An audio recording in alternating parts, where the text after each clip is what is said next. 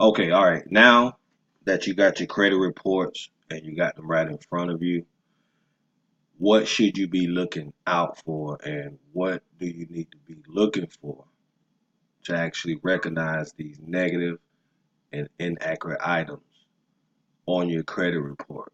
All right. Now, what I'm going to do is I'm going to go over an Experian credit report. This is a sample credit report and it pretty much shows you how Experian credit report looks. Now, each credit bureau, Experian, TransUnion, and Equifax, their credit reports look different, but they still have the same general information on each credit report. All right. So when you first get your Experian credit report, you're going to have here is where your name is going to be. This is the report number, and this is the actual date of the credit report, which would be the current date. Now, with Experian, the first thing that you're going to see is the negative items that's on your credit report. All right. Now, these are all the items that are actually hurting your credit score. So, if you have a credit score of 550, these are the items that are actually affecting your credit score. So, for example, you're going to have public records. Now, this is actually an older report because a new law was passed on July 1st, 2017, where credit bureaus have agreed to no longer include public records on your credit report.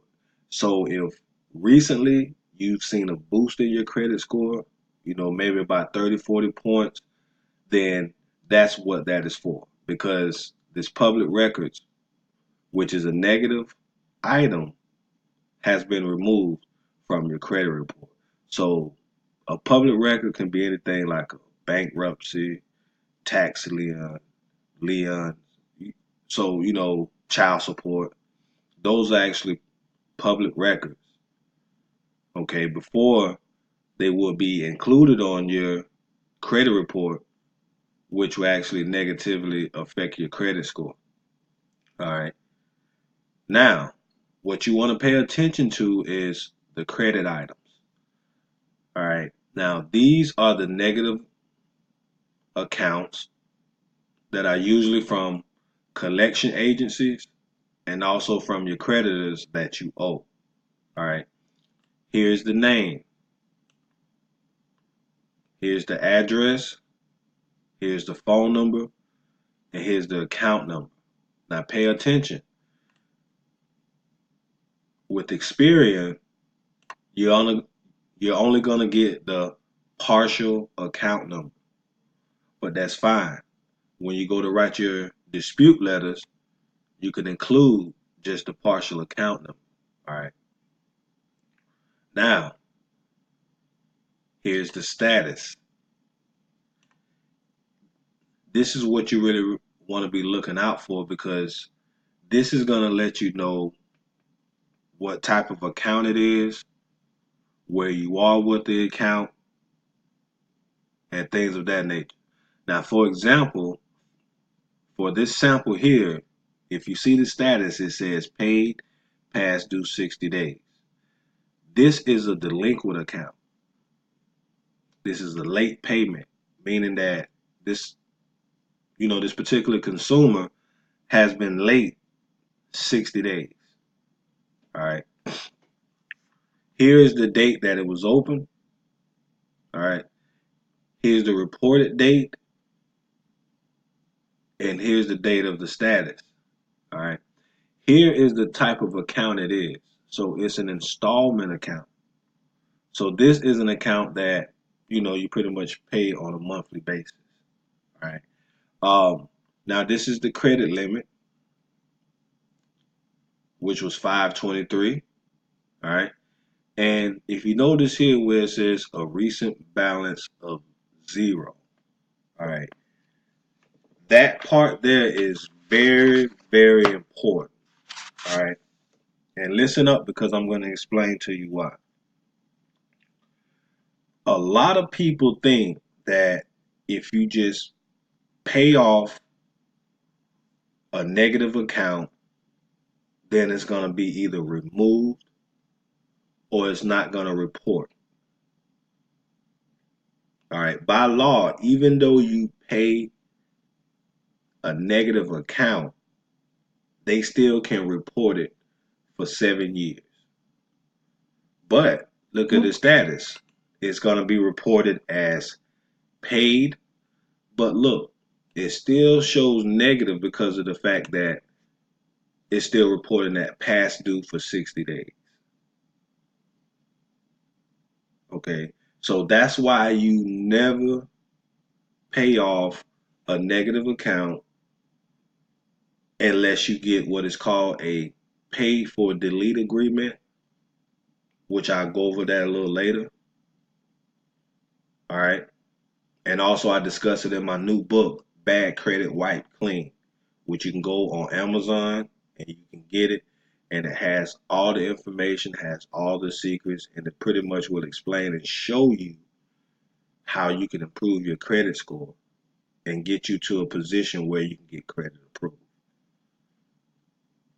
All right. But for this particular account here, I really wanted to point it out because of the fact that a lot of people think that just because you pay off a collections account, then then it's no longer going to hurt you. But they still can report it for up to 7 years unless you do certain things. All right. Which I discussed. Now let's take a look at this account. This says Main Collection Agency. All right. Now this is the third party collection agency. This is the person, this is the original creditor. That's whoever you have the debt with. All right. Here's the address, here's the phone number, and here's the account number here. All right. So you want to make sure that you have the account number. Now, here is the status of the account. You see, collection account. So this particular account is in collections. This is one of the accounts that you actually dispute because of the fact that, listen, Main Collection Agency is not who you have the debt with. All right. This debt was assigned. Now, the original creditor is Televised Cable Communications. So by law, according to the Fair Credit Reporting Act, like I discussed in the earlier emails, is that you have the right to challenge anything negative on your credit report. Main collection agencies will have to prove that this is truly your account. All right. And, there's several things that they will have to do in order to prove that. Okay. So you go here, you see date open was 2005. And also this is the type of account, which is an installment, meaning that, this is an account that you had to pay on a monthly basis. But look, it's showing here whenever you actually dispute it on your credit report, you're going to see it because it says item disputed by consumer, meaning that, you currently have this particular account, as a dispute. Okay. All right. So here is also important too. These are the accounts in good standing. These are the accounts that actually helping your credit score. Things like loans, car payments, mortgages, credit cards, retail store cards. These are things that you can get and that you can use that's actually going to build your credit score. And look at the status. It's open and never late, meaning that you make your payments on time because that's most important. All right. Paying your bills on time is most important because of the fact that it's actually 35% of your score. All right. So that's very, very important that you pay your bills on time and you're never late. All right. And here's just the account information. You see it's an installment, which is something, this is a car loan. So it's something that you pay on a monthly basis. Also, it has the monthly payment. It has the terms. It has the date open, you know. All right. So now also, let's look at this account here where it says main. All right. Now the status of this account is closed and is never late. All right. Um, so this is a revolving account that's actually closed, but it's being reported positive because it was actually closed by consumers' request, meaning that this particular person requested to close this account. They never was late. All right, so this is something that you definitely want to keep on your credit report because it actually helps to establish that foundation and build your score. Okay. All right. Now here's what is called requests viewed by others. This are your inquiries. All right. These are all the people that you actually tried to get credit from, or who you gave permission to actually run your credit report. All right. So for this particular person, it looked like they tried to get a real estate loan. You see right here where it says real estate loan. All right. Here is M&T Bank. Probably could be, like a personal loan or something like that. They was trying to get. Now here is what is called requests viewed only by you. These are actually soft pulls. These are actually can only be viewed by you. So say for instance, if you go and you try to apply for something and they run your credit, they won't be able to see this information because of the fact that it's a soft pull. Okay. And then, but the top here, these are actually hard pulls. This will actually can hurt your score. Those hard inquiries. All right. And then you go down here. Here's your personal information. What you want to do with your personal information, you want to go and you want to scan it and you want to make sure that your name is spelled correctly. You want to make sure that, there's no different names that's listed on your credit report.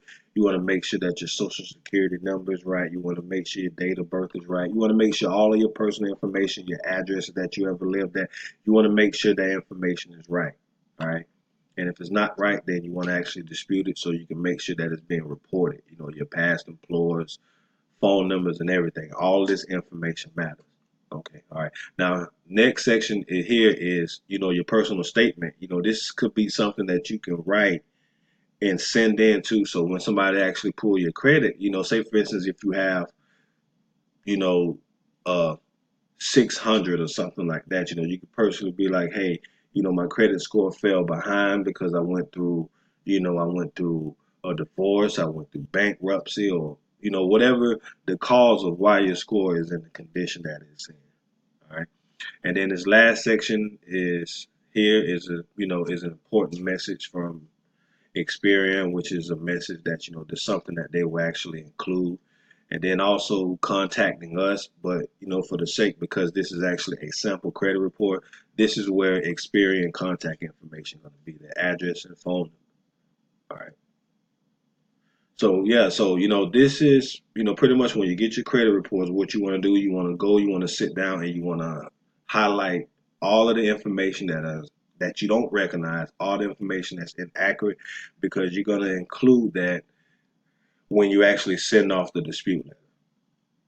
All right, in which that's something I'm going to send you a video for that too, so that way you can get understanding, you can see the sample dispute letter and see exactly what you need to include. All right. But if you have any questions or concerns, feel free to contact me. Also, if you haven't done so, go ahead and connect with us on Facebook, First Choice Credit Repair Services. Also, there's a group I have on Facebook too as well. All right.